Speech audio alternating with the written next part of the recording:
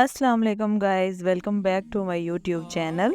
آج کی ویڈیو میں آپ کو بتانے والی ہوں کہ عمرہ پرفارم کرنے کے لیے مدینہ سے مکہ جانے کا کیا طریقہ کار ہے۔ میری ویڈیو میں آپ دیکھ رہے ہوں گے ایک مسجد نظر آ رہی ہے۔ یہ ویڈیو میں نے عمرہ سے واپسی پہ بنائی تھی تاکہ آپ لوگوں کو بتا سکوں، اور جو یہ والی ویڈیو ہے یہ میں نے جب میں عمرے پہ جا رہی تھی تو یہ میں مسجد میقات میں بنائی تھی۔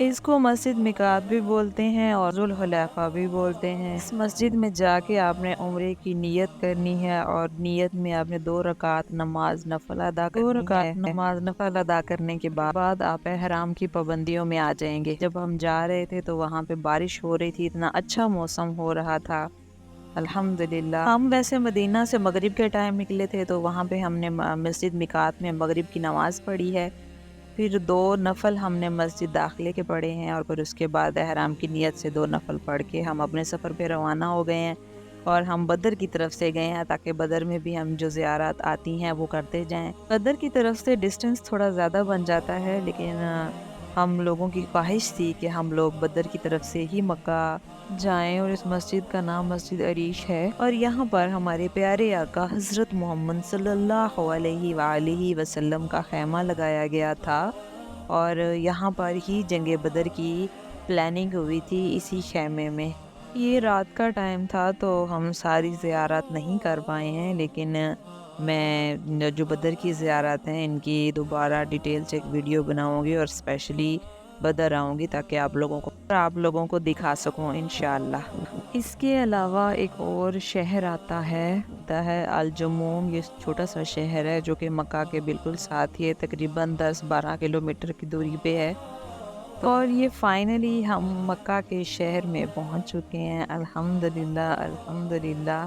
یہ کلاک ٹاور جب میں نے دیکھا تو بہت زیادہ خوشی ہوئی، کیونکہ یہ اکثر ہم لوگ ٹی وی پہ دیکھتے تھے اور تصویروں میں دیکھتے تھے، ویڈیوز میں دیکھتے تھے، تو اب یہ ہم مکہ کے حرم میں داخل ہو چکے ہیں الحمدللہ۔ مجھے بہت خوشی ہو رہی ہے کہ ہمارے نصیب میں اللہ پاک نے یہ حاضری لکھی تھی، ہم اس قابل جگہ پہ آئیں الحمدللہ۔ اللہ پاک سب کو اس جگہ کی حاضری نصیب فرمائے، آمین۔ اللہ پاک سب کی مشکلات آسان کرے، آمین ثم آمین۔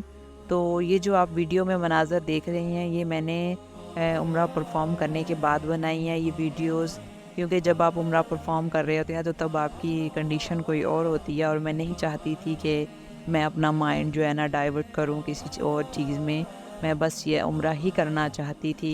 سب سے پہلے طواف کیا، نوافل ادا کیے، اور پھر آب زمزم کیا، اور پھر صفا مروہ کیا۔ عمرہ پرفارم کرنے کی ڈیٹیل ویڈیو میں بعد میں بناؤں گی تاکہ میں آپ لوگوں کو بتا سکوں کہ طواف کرنے کا کیا طریقہ ہے، اور اس دوران کیا کیا دعائیں پڑھنی ہیں آپ نے، اور پھر مقام ابراہیم پہ 2 رکعت نماز نفل پڑھنی ہوتی ہے۔